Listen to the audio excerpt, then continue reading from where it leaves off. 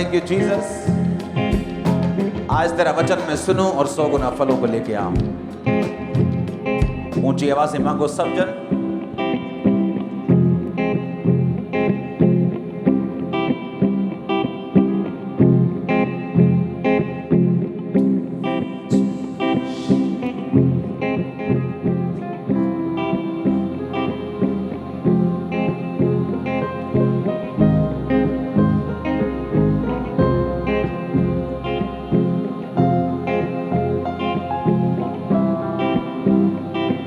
यीशु मसीह के सामर्थी नाम में हम मांगते हैं। निर्गमन 12 उसकी 1 से लेके 30 आयत तक आप घर में जाके पढ़ेंगे। मैं 5 आयत से उसे पढ़ूंगा। तुम्हारा मेमना निर्दोष और 1 वर्ष का नर हो, उसे चाहे भेड़ों में से लेना चाहे बकरियों में से, और इस महीने के 14वें दिन तक उसे रख छोड़ना। उस दिन गोधूली के समय इजराइल की सारी मंडली के लोग उसे बलि करें। तब वे उसके लहू में से कुछ लेकर जिन घरों में मेमने को खाएंगे उनके द्वारों के दोनों अलंगों और चौखट के सिरों पर लगाएं, और वे उसके मांस को उसी रात आग में भूनकर अखमीरी रोटी और कड़वे साग पात के साथ खाएं। उसे सिर पैर आंतड़ियों समेत आग में भूनकर खाएं, कच्चा या जल में पकाकर कुछ ना खाएं। उसे सवेरे तक ना रहने दें, यदि कुछ बच भी जाए तो उसे आग में जला दें। उसके खाने की ये विधि है, कमर बांधे, पांव में जूती पहने, हाथ में लाठी लिए हुए उसे फुर्ती से खाना, वह तो यहोवा का पर्व होगा। इसकी 46 आयत को फिर मैं पढ़ूंगा। उसका खाना एक ही घर में हो, अर्थात तुम उसके मांस में से कुछ भी घर के बाहर ना ले जाना, और बलि पशु की कोई भी हड्डी ना तोड़ना। अपने हाथों को उठा, खुदावन से बात करो। परमेश्वर तेरा वचन मेरी जिंदगी में 100 गुना फलों को लेके आए। मांगो ऊंची आवाज में।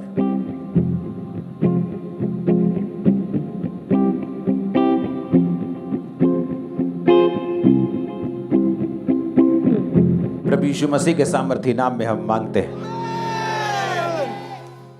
लास्ट वीक है ये डिलीवरेंस का, और ये वर्ड अगर आपने सुना आप सेम नहीं होंगे। जस्ट अब ध्यान से सुनना। जब परमेश्वर ने इजरायलियों को छुटकारा देना था तो परमेश्वर ने कहा, तुम जब सारे चमत्कार परमेश्वर ने दिखा दिए तो परमेश्वर ने कहा अब फिरौन तुम्हें जाने देगा। तुम क्या करोगे? तुम एक मेमना लोगे अपने अपने घराने की गिनती के अनुसार, और उस मेमने को खाओगे। और खाओगे कैसे? मैंने तुम्हें बता दिया कि वो निर्दोष हो। उसे तुम आग में भूनकर कड़वे साग पात के साथ खाना। तो परमेश्वर ने एक विधि उनको दी। मैं ये वचन आपको क्यों दे रहा हूं ये आपको आगे मालूम होगा। ये एक रोड मैप है आपकी लाइफ के डिलीवरेंस का। जब तक आपकी डिलीवरेंस, आपका छुटकारा, आपकी ब्लेसिंग जो परमेश्वर ने खास आपके लिए रखी है आपकी लाइफ में, जब तक वो नहीं आती, ऐसे बहुत से साल्वेशंस हैं जो आपकी लाइफ के साथ जुड़ी हुई हैं जो आपकी लाइफ में एंटर नहीं कर पाती। ऐसी बहुत सी फिजिकल ब्लेसिंग्स हैं, ऐसी बहुत सी स्पिरिचुअल ब्लेसिंग्स हैं, जब तक आप इन छुटकारों में एंटर नहीं करते आपकी लाइफ में वो एंटर नहीं कर पाती। ऐसे बहुत से वेज है, रास्ते हैं जो परमेश्वर ओपन नहीं करता जब तक आप इस पैटर्न को फॉलो नहीं करते। अब जब परमेश्वर ने उनको छुड़ाना था तो परमेश्वर ने कहा तुम मेमने को खाना। जब तुम मेमना खा लोगे तो उसी रात को मैं उनके पहलोठों को मारूंगा और तुमको मैं आजाद कर दूंगा। अब परमेश्वर ने कहा जब तुम मेमना खाओ उसे वो निर्दोष हो। जब तुम मेमना खाओ तो उसे कड़वे साग पात के साथ खाना। क्या है कड़वा साग पात? आपकी सिन, आपकी पाप वाली जिंदगी, आपकी मिस्र की जिंदगी, मिस्र के वो दुख, वो ताने, वो बीमारियां, वो चीजें, परमेश्वर ने कहा उन्हें याद करना, और फिर उस कड़वे साग पात के साथ तुम परमेश्वर को खाना। उसे सिर पैर आंतड़ियों समेत खाना। सिर को अलग मत करना, पैर को अलग मत करना, ऐसे ही पूरा का पूरा रखना और उसे खाना। सिर कौन है? परमेश्वर ने कहा तुम कलीसिया क्या है? मेरा शरीर। मैं कलीसिया का क्या हूं? सिर हूं। अगर एक देह की उन्नति चाहती है कि शरीर की उन्नति हो तो सब अंग अगर मिलकर काम करते हैं तो देह उन्नति पाती है। कोई बोलता है जी मुझे शुगर है क्योंकि मैं पतला होता जा रहा हूं, मेरी सेहत नहीं बन रही, मुझे शुगर है। क्यों शुगर है? क्योंकि बॉडी में एक अंग होता है पेनक्रियास, जो इंसुलिन का काम करता है, वो काम करना बंद कर देता है और बॉडी जो है शुगर हो जाती है, शुगर से पतले हो जाते हैं, आंखें खराब होनी। एक अंग खराब हुआ तो बाकी चीजें कैसे इफेक्ट होना शुरू होती। परमेश्वर ने कहा तुम शरीर हो, मैं तुम्हारा सिर हूं। यहां पर परमेश्वर ने कहा ना तो सिर अलग हो, ना पांव अलग हो, ना कोई अंग अलग हो, अंदर के अंग भी अलग ना हो, तुम इसी तरह से उनको खाओगे। आज क्यों लोग छुटकारे में नहीं? अगर आप चर्चिस में जाके देखें तो उनकी लाइफ में कई बार और एक आम अन्य जाति की लाइफ में कोई फर्क नहीं। वही फैमिली इश्यूज वो फेस कर रहे हैं जो अन्य जातियां फेस कर रही हैं, वही बीमारियां, वही चीजें, वही कलेश, वही गरीबी, वही श्राप वो फेस कर रहे हैं जो लोग फेस कर रहे हैं। कारण क्या? कारण यह है कि परमेश्वर ने आपको छुटकारा देने का एक तरीका बाइबल में बताया है और इसीलिए परमेश्वर ने आपको पवित्र आत्मा दी है, इसलिए परमेश्वर ने आपको पवित्र आत्मा से भरे हुए लोग दिए हैं, आपको जीवित चर्चिस दी हैं जो आपको उन आत्मिक तरीकों के बारे में बताती हैं कि किस तरह से आपने उस छुटकारे को लेना है जिसके लिए परमेश्वर ने आपको अपने पास बुलाया। उसने आपको बंधन में रहने के लिए नहीं बुलाया, उसने आपको गरीब रहने के लिए नहीं बुलाया, बीमार रहने के लिए नहीं बुलाया, लेकिन हर एक आशीष को लेने का बाइबल में एक तरीका है। अब कलीसिया में अगर आप यहां बैठें क्योंकि आपकी जेठानी पीछे बैठी और आप यहां इसलिए हैं क्योंकि आप पीछे नहीं बैठना चाहते, तो इसका मतलब यह है आप प्रभु भोज को सही रीति के साथ अपनी जिंदगी में ले नहीं रहे। मैंने चर्चिस फॉरेन में देखी, 40 लोग हैं चर्च में और 4 पार्ट में चर्च बटी हुई, 40 लोगों में 4 धड़े। इमेजिन करो चर्च का क्या हाल होगा। और जब वो प्रभु भोज लेते होंगे किस तरह से प्रभु भोज का अनादर करके उसे ले रहे हैं। और इसीलिए वो लोग हमेशा आपको बंधनों में और ऐसे श्रापों में आपको पड़े हुए मिलेंगे जिनमें अन्य जाति में नहीं आपको कई बार मिलते। ऐसी चीजों में आपको वो मिलेंगे, ऐसी प्रॉब्लम्स में मिलेंगे जो आम लोगों की लाइफ में भी नहीं।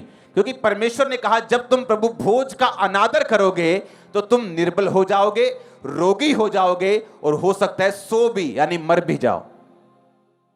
मेक श्योर जब आप चर्च में प्रभु भोज लेते हैं, आप एक विश्वासी हैं, आप किसी से अपनी नाराजगी प्रकट कर सकते हैं लेकिन अपने दिल में उसके लिए कड़वाहट पैदा नहीं कर सकते। हालेलुया।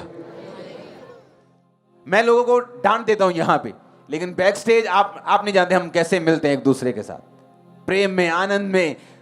क्योंकि काम के टाइम मुझे काम चाहिए और दिल में आपके कुछ नहीं होना चाहिए। हालेलुया। अगर कुछ लोग मुंह के मीठे होते हैं लेकिन दिल में कड़वाहट रखते हैं, आपको दिल को साफ करना है बिल्कुल। अगर कोई ऐसा जन है जिसे आप बुलाते नहीं और वो चर्च में मौजूद है, जाते वक्त आप उसे जय मसीह की बोलें। मैं नहीं चाहता आप कपटी लोगों के साथ दोस्ती रखें।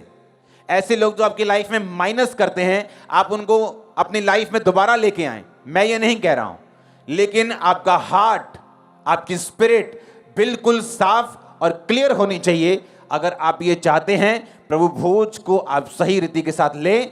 क्योंकि जैसे ही उन्होंने सही रीति के साथ प्रभु भोज लिया कि सवेर तक कुछ रहने नहीं देना, जो बच जाए आग में जलाना, कमर बांधे हुए। कौन सी कमर? बुद्धि की कमर। हमारी कमर क्या है मसीह में? हमारी बुद्धि। सच्चाई से अपनी कमर कस के, उसने कहा कमर को बांधे हुए, यानी जो वर्ड है, जो वचन है आपके दिमाग में होना चाहिए। कहां होना चाहिए? बोलो अपने पड़ोसी से, कहां होना चाहिए? कहां होना चाहिए? और दिमाग में कैसे होगा? जब हम इसे पढ़ेंगे। दिमाग में वचन कभी नहीं आ सकता जब तक आप इसे, ये सारा एक मैनुअल है, एक तरीका है। आप पिक्चर्स में देखते ना कि एक नक्शा है जी, नक्शे के हिसाब से चलेंगे तो बहुत बड़ा खजाना हमें मिलेगा। और वो नक्शा बड़ा मुश्किल होता है और नक्शे में कहां जाना है, क्या करना है, उसमें बड़े भेद होते हैं और जब वो भेद पार किए जाते हैं तो खजाना उनको मिलता है। उसी तरह से परमेश्वर ने आपको छुटकारे के लिए एक नक्शा दिया है और नक्शा ये है कि अपने गुनाहों को, अपने पास को भूलना नहीं। कि जिसे परमेश्वर ने किस तरह से आपको आपके दुखी जीवन से, शैतान के बंधन से, दुष्ट आत्माओं के चक्रों से आपको निकाला, उसके ग्रेटिट्यूड में, उसके थैंक्स गिविंग में आप प्रभु भोज को खाएंगे अपने पास को याद करते हुए कि मैं क्या था और क्या बन गया हूं। और सिर पैर आंतड़ियों समेत, यानी मैं यूनिटी में से खाऊंगा। मेरे पड़ोसी से नाराज रह के, उसके खिलाफ बोल के, उसके खिलाफ प्लानिंग और प्लॉटिंग करके फिर मैं प्रभु भोज को नहीं खा रहा हूं, जस्ट एक रोटी को खा रहा हूं। फिर वो हेवनली नहीं, फिर वो धरती की है। आप धरती की रोटी खाएंगे, वो धरती की चीज आपको देगी 2 दिन के लिए, 1 दिन के लिए, उसके बाद फिर आपको उसकी जरूरत पड़ेगी। आप हेवन की रोटी खाएंगे, आप सदा बने रहेंगे। आमीन। अब जब वो कहता है कि कमर को बांध कर खाना, कमर को बांध के मैं क्यों खाऊं? जब मैं किसी को खाने पे बुलाता हूं तो पंजाबी तो मोस्टली जो बेल्ट है वो ढिल्ली कर लेते हैं, कहते आजो जी हुन शुरू करिए प्रोग्राम, कि बेल्ट ढिल्ली कर लो तो ठोको जो हैगा मुझ। लेकिन वो कह रहा है जब तुम खाने पे आना तो कमर बांध के आना, क्योंकि वो उस खाने की बात नहीं कर रहा। चेले भी गलती खाते थे बार बार। जब जीसस बोलते थे मेरी रोटी स्वर्ग से उतरी, वो उन्हीं रोटियों के चक्कर में पड़े रहते जो नीचे खाते थे।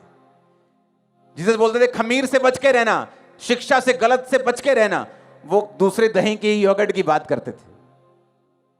अगर परमेश्वर कह रहा है कमर बांध के खाना, तो किस खाने की परमेश्वर बात कर रहे हैं?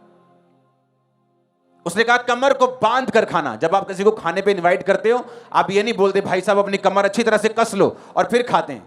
वो बोलेगा जरूर मुझको कम खिलाना चाहता है तू, तेरे पास खाने की कमी है, तो इसलिए बोलते कमर बांध के खाता कि थोड़ा खा के तेरा पेट भर जाए। लेकिन परमेश्वर ने कहा कमर बांध कर खाना। जीसस क्राइस्ट ने क्या किया? कौन व्यक्ति हैं जिनकी लाइफ में खाया हुआ प्रभु भोज काम करता है, जिनकी कमर बंधी हुई है? यीशु मसीह 40 दिन रात के रोजे रखे। 40 दिन रात के रोजे रखने के बाद बाइबल कहती है आत्मा, मत्ती 4:1, आत्मा यीशु को जंगल में ले गया। अगर आप इसकी इब्रानी भाषा में, इसको यूनानी भाषा में नया नियम लिखा गया था, अगर आप इसको पढ़ेंगे कि आत्मा यीशु को जंगल में ले गया फोर्सफुली, अगर आप इसको ध्यान से पढ़ेंगे ना तो आपको इसका मतलब समझ आएगा। इसका मतलब है एनेगो, ANAGO, ग्रीक भाषा का 321 शब्द।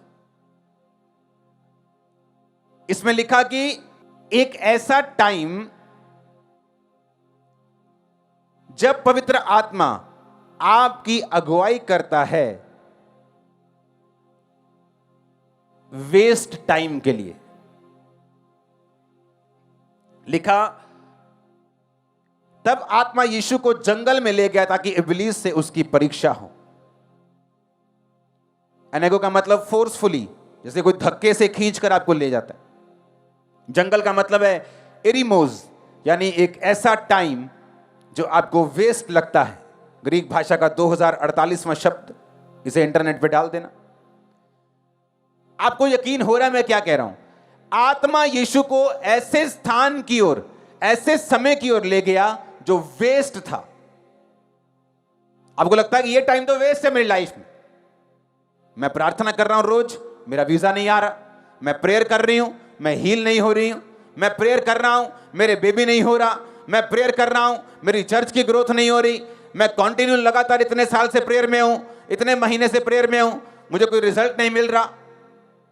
लिखा आत्मा, शैतान नहीं, पवित्र आत्मा लेड का मतलब फोर्सफुली, धक्के से जीसस को लेके गया विल्डरनेस, जंगल में, एरिमोस में, यानी वेस्ट टाइम के ऊपर, जहां वेस्टेज फील होती कि आपका टाइम वेस्ट हो रहा है। और बाइबल कहती है कि 40 दिन 40 रात जब यीशु ने कुछ नहीं खाया तो परखने वाला आया और कहा यदि तू परमेश्वर का बेटा है इन पत्थरों को बोल ये रोटियां बन जाएं। अब 3 बार उसको परखा गया और तीनों बार परमेश्वर ने जवाब दिया, लिखा है इंसान अकेली रोटी से नहीं परंतु परमेश्वर के मुख से निकले एक एक वचन से जीवित रहेगा। फिर उसने क्या कहा? यदि तू परमेश्वर का बेटा तो अपने आप को ऊपर से नीचे गिरा। तेरे वचन में लिखा है कि तेरे दूत तुझे पकड़ लेंगे, पांव में पत्थर से ठेस नहीं लगने देंगे। भजन देता है 91 में लिखा है। यीशु ने कहा यह भी लिखा है तो अपने प्रभु अपने परमेश्वर की कभी परीक्षा ना कर। अगर परमेश्वर तू मुझसे बात करता है तो मुझे यह निशानी चाहिए। अगर तू मेरे साथ है तो मुझे यह निशानी चाहिए। अगर तू मेरे साथ है, उसने कहा तू अपने प्रभु अपने परमेश्वर की कभी भी परीक्षा ना कर। फिर लिखा इब्लीस उसे ऊंचे पहाड़ पे ले गया, जगत के सारे राज्य दिखाए, पैसा दिखाया, डॉलर्स दिखाए, पाउंड दिखाए, आजा सब कुछ तुझे दे दूंगा, छोड़ दे सब कुछ, मेरे साथ चल। और जीसस ने कहा यह भी लिखा है, तू केवल अपने प्रभु अपने परमेश्वर को प्रणाम करो और उसी की उपासना कर। तीनों टाइम परमेश्वर ने कहा लिखा है। आप लिखा है तभी बोल सकते हैं अगर आपके पास आपकी कमर जो है, बुद्धि की कमर, आपकी बुद्धि जो है वो वचन से कसी हुई है, तभी आप शैतान को बोल सकते हो कि लिखा है। अदरवाइज आपकी कमर बंधी हुई नहीं है, आपकी कमर ढीली है। जब कमर ढीली होगी और शैतान कंफ्यूजन के साथ आपके पास आएगा, आपकी जिंदगी के हिसाब से आपको क्वेश्चन करेगा, आपको नहीं मालूम होगा कि क्या लिखा है, और अगर यही नहीं मालूम कि लिखा क्या है तो आपकी कमर कसी हुई नहीं, और छुटकारा उन लोगों के लिए नहीं है जिनकी कमरें ढीली हैं। आए ध्यान से वचन को समझना। क्यों लोगों की लाइफ में छुटकारा नहीं? क्योंकि उन्हें मालूम नहीं वचन में क्या लिखा है। कमर कसी हुई नहीं, दिमाग में वचन भरा हुआ नहीं। भरा तभी होगा जब वचन सुनेंगे या वचन पढ़ेंगे। वचन पढ़ना भी जरूरी है, वचन जाके संडे चर्च थर्सडे सुनना भी जरूरी है। अगर वचन सुनेंगे नहीं तो वचन की रेवलेशन नहीं आएगी। आप पढ़ लेंगे वचन लेकिन समझ नहीं आएगी। अगर सिर्फ सुनी जाएंगे, पढ़ेंगे नहीं, तो भी आप अधूरे हैं। वचन पढ़ना और वचन सुनना, और जो सुना है उसे दिमाग में फिट करके रखना, मेमोराइज करना, उसे याद करना भी जरूरी है। क्योंकि शैतान जब आपके पास आएगा वो सेम वचन के साथ नहीं आएगा, वो आपकी सिचुएशन के हिसाब से आएगा। जब वो जीसस क्राइस्ट के पास आया तो वो किसी और चीज के साथ नहीं आया, वो रोटी के साथ आया। क्योंकि उसको मालूम था कि यीशु मसीह ने 40 दिन रात रोटी नहीं खाई, उसे भूख लगी, तो वो यीशु मसीह की परिस्थिति को इस्तेमाल करके उसको गिराना चाहता था। शैतान को मालूम है आपकी परिस्थिति में क्या चल रहा है। आपके हस्बैंड की लाइफ में कमजोरी चल रही, उसको मालूम है। अगर वो आपको लालच दे कि तेरा हस्बैंड ठीक हो जाएगा, चल आ किसी बाबा के पास चलते हैं, तो उसको मालूम है कि तुम्हें किस तरह से वचन से दूर लेके जाना है। उसे मालूम है तुम्हारी लाइफ में क्या सिचुएशन चल रही, क्या परिस्थिति चल रही, किस तरह से तुम गिर सकते हो, किस तरह से तुम्हें डाउट में डाला जा सकता है, किस तरह से तुम्हें खुदा से दूर किया जा सकता है, तुम्हारी कमर को ढीली किया जा सकता है, उसे मालूम है। इसलिए छुटकारा उन लोगों के लिए नहीं है जिनकी जिंदगी में बाइबल पढ़ना और बाइबल सुनना, वचन सुनना ये नहीं है। कोई बहाना नहीं आपके पास कि मैं अनपढ़ हूं। आज अगर वेस्टर्न यूनियन से कि आपका $200 भेज दे इंग्लिश में चिट्ठी लिख के, आपके पास 1 घंटे में $200 के पैसे आ जाएंगे, चाहे आप अनपढ़ हों। आपको मालूम है पैसा कैसे लेना है, कैसे किस बंदे के पास जाना है। लेकिन बाइबल पढ़ने वक्त हमें क्या हो जाता है, हमें बहाने याद क्यों आते हैं? मैं पढ़ी हुई है जी बाइबल।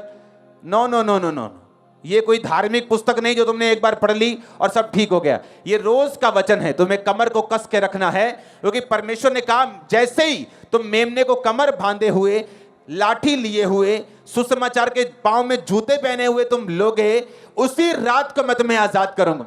आज रात हेवन में, हेवनली रिल्म में आपकी लाइफ में कुछ होगा ऐसा जो कभी नहीं हुआ इन जीसस ने। आमीन ऊंचे वाला चाहिए ब्रांचेस चर्च। अब कमर को बांधना जरूरी है। इसीलिए परमेश्वर ने मेरी कमर को कैसे बांधा। मैं ऐसा प्राणी था, कभी भी मैं ये बाइबल नहीं पढ़ता, कुछ भी हो जाए। परमेश्वर ने मेरे डिप्रेशन को, जब मैं मसीह में आया, देखो जिस कारण मैं प्रभु में आया वो कारण हील नहीं हुआ। नशे छूट गए, ब्लेसिंग मिलनी शुरू हो गई, पवित्र आत्मा मिल गया, सामर्थ्य मिलनी शुरू हो गई। अरे जिस काम के लिए प्रभु में आया वो तो मिला नहीं, और उल्टा 2005 में वो डिप्रेशन डबल ट्रिपल 10 गुना हो गया। इतना बढ़ गया था कि मुझे लगता कि मुझे सुसाइड ही करना पड़ेगा मसीह में आने के बाद भी।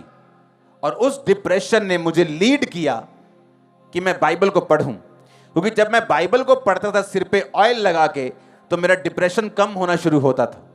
हुआ क्या, मुझे 6-6 घंटे बाइबल पढ़नी पड़ती थी ताकि मेरे अटैक जो हैं वो कम हो जाएं।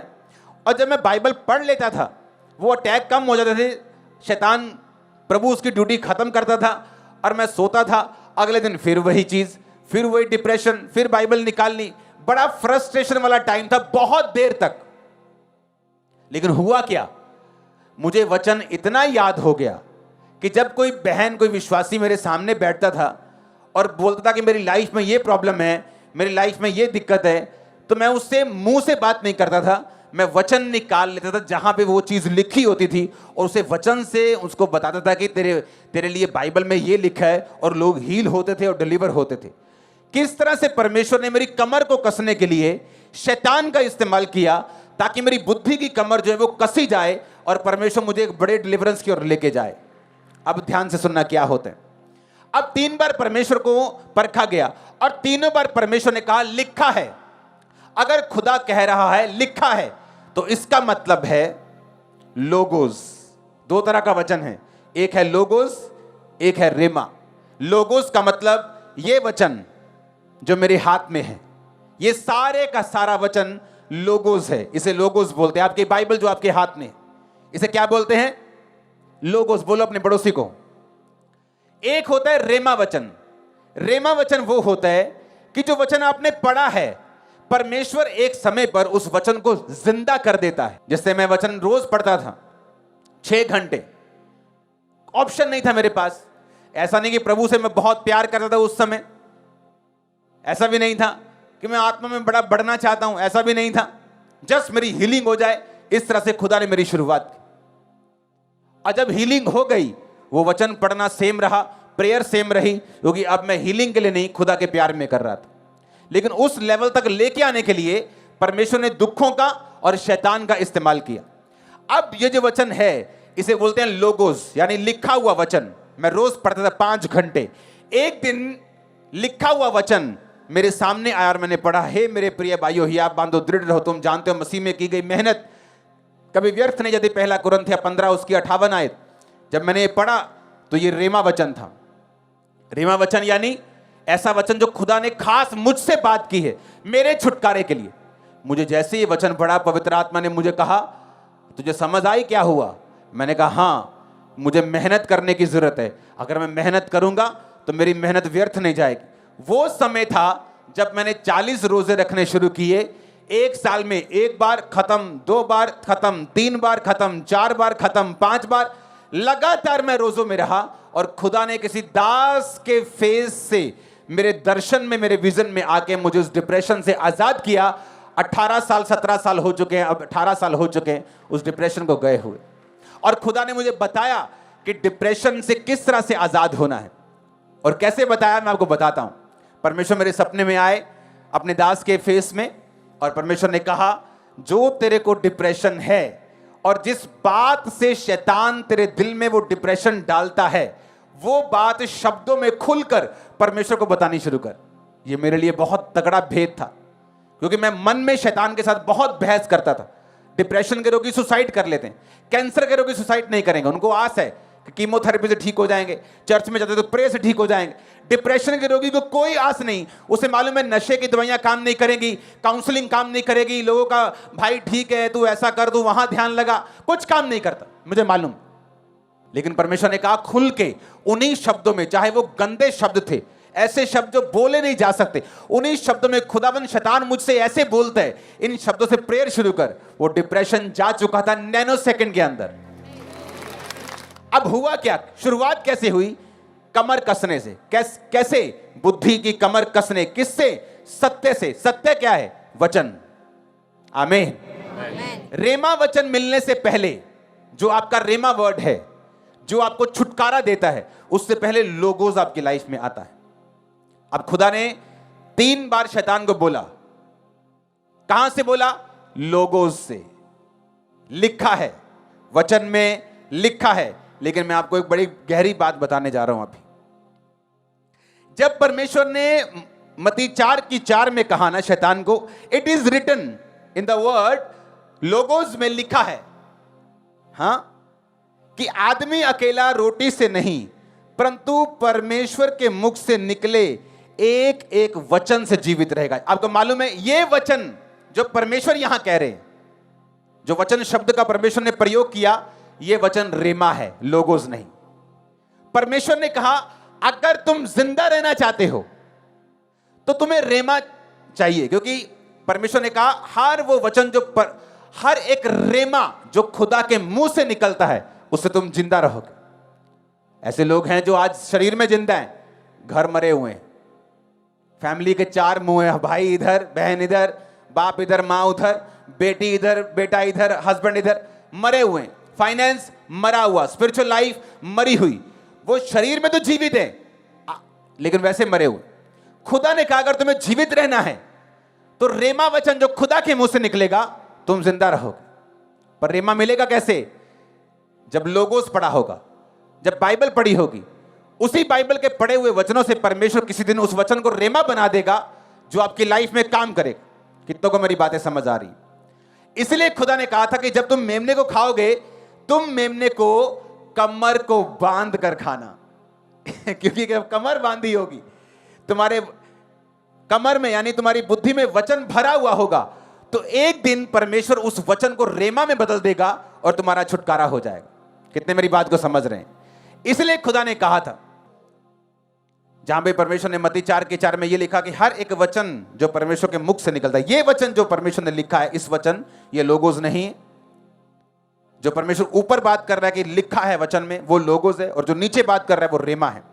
रेमा 4487वां शब्द। अभी मैंने वचन शुरू नहीं किया, वचन पे मैं आ रहा हूं। फिर से निर्गमन पे वापस चलते हैं। उसने कहा कि जब तुम उसको खा लोगे तो उसके लहू को लगाना, पांव में जूती पहने। आप किसी को जब डिनर पे बुलाते हो, आप ये नहीं बोलते भाई साहब आप जूती पहन लो, डंडा हाथ में ले लो, कमर बांध लो, लेकिन उसने कहा पांव में सुसमाचार की तैयारी के जूते। क्योंकि अगर वचन तुम्हारे कमर में, बुद्धि में आ गया है और तुम उसे टोटके की तरह नहीं, रियली बिलीव करके लेते हो, तो तुम उसके बारे में बात करोगे। जब मैं अपने काम पे अपने टाइल्स के जो पेमेंट्स होती थी, जो दुकानदार हमसे उधार लेके जाते थे, तो पेमेंट लेनी जानी पड़ती थी होलसेलर्स को। जब पैसे लेने जाते थे तो उनको बताया जाता कि मैं क्रिश्चियन हूं, किसी भी बहाने से, चाहे मेरा छुटकारा कंप्लीट अभी नहीं हुआ था, लेकिन मैं ये जान चुका था कि यीशु मसीह जीवित परमेश्वर। अगर मैं जान चुका कि वो जीवित है, तो मैं अपने छुटकारे की वेट नहीं करूंगा कि मेरे बेबी हो या मेरी हीलिंग हो, मेरा वीजा आए तो मैं बात करूंगा। वो बंदा शुरू से बात करेगा, पहले दिन से बात करेगा, फर्स्ट डे से खुदा की बात करेगा। पांव में जूते पहनने का मतलब ये है। अगर तुम छुटकारा चाहते हो, जीसस के बारे में रोज बात करो। अपने पड़ोस से बोलो यीशु के बारे में बात कर, कभी कभी नहीं, रोज। हाथों को उठाओ, अंगीकार करो, मैं रोज खुदा के बारे में बात करूंगा, ऊंची आवाज में।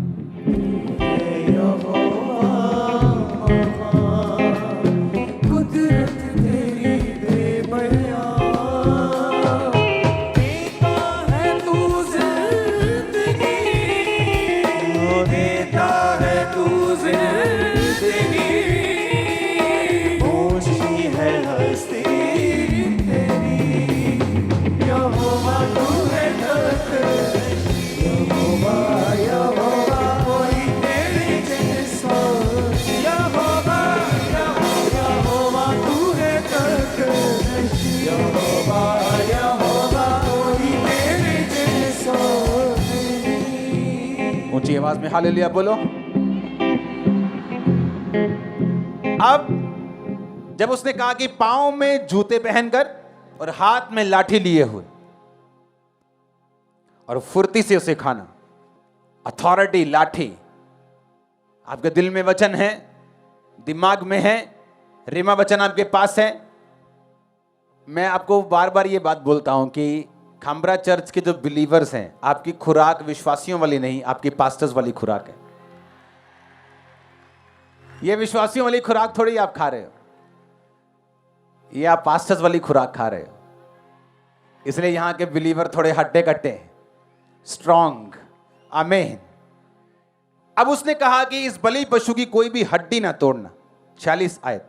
एक ही घर में खाना, घर के बाहर ना लेके जाना, और उसकी कोई भी हड्डी ना तोड़ना। अब मैं वचन शुरू करता हूं जो आज मैं आपको बताना चाहता हूं। ये इंट्रोडक्शन खत्म हो गई अब। हालेलुया।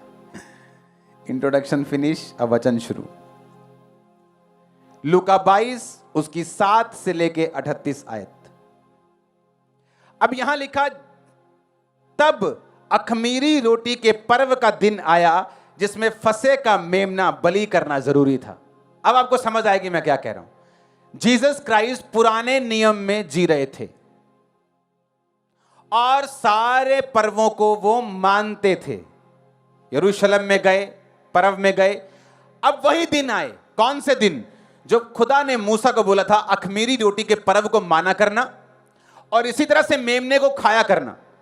अब परमेश्वर ने वचन में लिखा है कि मेमना फसह का जो था बलिदान करना जरूरी था, क्योंकि मूसा का हुक्म था। यीशु ने पतरस और यूहन्ना को यह कहकर भेजा, जाकर हमारे लिए खाने के लिए फसह तैयार करो। यीशु मसीह ने कहा जाकर तैयारी करो। चेलों ने कहा कहां तू चाहता है हम तैयार करें? 10 में लिखा, नगर में प्रवेश करते एक मनुष्य जल का घड़ा उठाए तुम्हें मिलेगा, जिस घर में वो जाए उसके पीछे चले जाना। उसके स्वामी से कहना, गुरु तुझसे कहता है कि वह पाहुनशाला कहां है जहां मैं अपने चेलों के साथ फसह खाऊं। जीसस ने कहा तैयारी करो। उसने कहा प्रभु कहां करें? उन्होंने कहा ऐसा करो, ये फलाने फलाने नगर में जाओ और जब तुम नगर में जा रहे होगे एक मनुष्य, एक जेंट्स, एक भाई तुम्हें पानी का घड़ा उठाए मिलेगा। और ये कॉमन नहीं था, क्योंकि जो घड़ा उठाने का काम था, जो पानी लेके आने का काम था, वो औरतें करती थी, बंदे नहीं। आप अगर मूसा की पत्नी देख लो, पानी पिलाने का काम वो लड़कियां करती थी। और उसके बाद बहुत से ऐसे काम हैं जो लड़कियां करती थी। खासकर जो घड़ा लेके जो सामरी औरत का आप देखते हैं तो वो पानी भरने के लिए आई थी। पानी का जो घड़ा था वो मोस्टली औरतें लेके जाती थी। तो परमेश्वर ने एक निशानी दी थी कि फलाने शहर में जाओ और तुम्हें एक बंदा मिलेगा, जेंट्स मिलेगा, पानी का घड़ा उठाए, क्योंकि औरतें तो बहुत होंगी।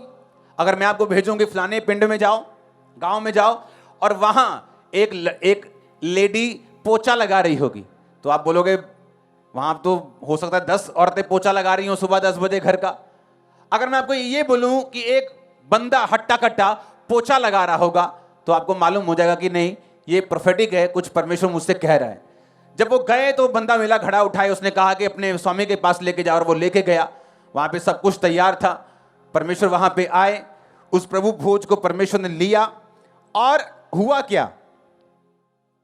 लिखा जब वो भोजन करने के लिए बैठा, हम ये वचन सुन चुके हैं कि परमेश्वर ने कहा कि मुझे बड़ी लालसा थी कि दुख भोगने से पहले ये फसह मैं तुम्हारे साथ खाऊं। अब परमेश्वर जानते थे कि अब उन्होंने स्वर्ग में जाना है और इन चेलों ने काम करना है।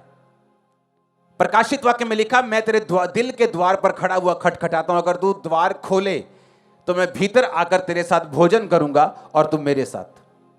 जब आपका हार्ट परमेश्वर के लिए ओपन हुआ, परमेश्वर ने आपको अपने साथ खाने के लिए जिस तरह प्रेरितों को बिठाया, आपको बिठाया। फिर आपको यह समझ होनी चाहिए कि वो गहरे भेदों को आपकी लाइफ पर जाहिर करेगा जैसे ही आप इस रीति से प्रभु भोज को लेना शुरू करेंगे। गहरे भेद भी आपकी लाइफ में प्रकट होंगे। कौन से गहरे भेद? एक ऐसी बात जो आपके मुंह से निकलेगी और आपके बेटे को छू लेगी जो नशे में है, और वो छोड़ देगा। वो भेद की बात है, आपके मुंह से कभी नहीं निकली। एक ऐसा बिजनेस जो आपने कभी स्टार्ट करने के लिए नहीं सोचा, ये भेद की बात है, इसमें छुटकारा है, लेकिन आपको कभी याद नहीं आया। क्यों? क्योंकि अभी तक आप प्रभु के साथ बैठे नहीं। कौन बैठता है, कौन बिठाता है? जब मैं आपको मैं बोलता हूं खाने में बैठेंगे तो ये ऑनर है। दुनिया के बड़े बड़े लीडर्स जब डिस्कशंस करते हैं, सीक्रेट डिस्कशन, तो खाने के टेबल के ऊपर वो करते हैं, लंच और डिनर के टेबल के ऊपर करते हैं।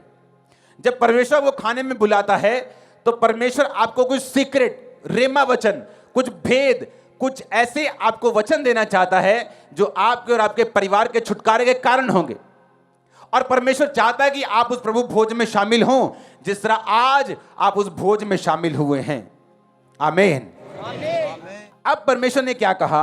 अगर आप उसे घर जाके पूरा पढ़ते हैं 7 से लेकर इसकी 38 आयत तक, तो बाइबल कहती है जब परमेश्वर मेज पे बैठे थे तो परमेश्वर ने कहा तुम में से एक कोई मुझे पकड़वाएगा। इमेजिन करो आपको धोखा देने वाला आपके सामने हो। मतलब हम में होते हो, हमारे सामने होता तो डंडा उठा लेते हम कि मैनू आत्मा ने दसा तेरी ऐसी रीत। हाँ, लेकिन जीसस क्राइस्ट कितने पेशेंस से भरे हुए हैं। उनको मालूम है दुख देने वाला सामने बैठा है। जब आपका मकसद, आपका फोकस परमेश्वर के काम, उसकी बुलाहट पर टिक जाता है, आप इस दुनिया की सफरिंग्स भूल जाते हैं और वही चीज आपको ग्लोरियस लाइफ में लेके जाती। ये दुख सदा के लिए नहीं थे। यीशु मसीह कोई 5 साल लगातार कोड़े नहीं खाते रहे। 33.5 साल उन्होंने शान में बिताए, खुदा की हजूरी में बिताए। एक दिन था जिसे हम गुड फ्राइडे बोलते हैं, बैड फ्राइडे जो कल है, और यीशु मसीह ने कोड़े खाए। वो दुख थोड़ी देर का था। आप जब परमेश्वर में चलते हैं, डिवाइन डेस्टिनी, आपका फोकस उस बुलाहट की ओर होता है कि परमेश्वर ने आपको किस काम के लिए बुलाया है। आप पेशेंस भी रखते हैं, धीरज भी रखते हैं, आप चुप भी रहते हैं, आप शांत भी रहते हैं, आप दुख में भी रहते हैं, सहनशीलता में भी रहते हैं, क्योंकि आपको मालूम है अगर गुड फ्राइडे आएगा तो ईस्टर भी आएगा। आपका यीशु मसीह के नाम में आमीन ऊंचा चाहिए। मैंने कहा अगर गुड फ्राइडे आएगा तो ईस्टर भी आएगा। आमीन ऊंचे वाला चाहिए चर्च। Hallelujah, hallelujah. अपना फोकस बना के रखना, क्योंकि आपको मालूम है आप एक ऑर्डिनरी लाइफ को नहीं जी रहे हैं। आपको मालूम है आपकी डेस्टिनी अलग है, आपकी बुलाहट अलग है। आप छुटकारे के लिए बुलाए गए, अपने परिवार, अपने वंशों के छुटकारे के लिए, अपने देश, अपने स्टेट के छुटकारे के लिए बुलाए गए। एक हायर लाइफ जीने के लिए आप बुलाए गए। आप नहीं ध्यान देंगे कोई आपको क्या कह रहे। कभी मुझे कभी भी इंटरनेट पे जवाब देते हुए देखा? कभी मुझे आज तक नहीं मालूम लोग मेरे बारे में इंटरनेट में क्या बोलते थे पुराने टाइम में जब मैं खड़ा हुआ था। आज तक मैंने वीडियो नहीं देखी। मुझे मालूम था मैं एक बड़ी लाइफ के लिए बुलाया गया हूं। मुझे मालूम था एक बड़ी डेस्टिनी के लिए बुलाया गया हूं।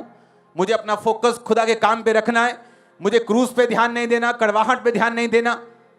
जब शुक्रवार बीत गया तो संडे शुरू हो गया। आपका संडे जल्दी शुरू होने वाला चर्च। मैंने कहा आपका संडे जल्दी शुरू होने वाला चर्च। आमीन। मेरे को ऊंचे वाला और खतरनाक वाला चाहिए। हमारे YouTube चैनल को सब्सक्राइब करें ताकि आप परमेश्वर के गहरे भेदों को जान सकें कि कैसे आप परमेश्वर में बढ़ सकते हैं, कैसे आप दुष्ट आत्माओं से, नशों से, बीमारियों से और वंशों के श्रापों से आजाद हो सकते हैं।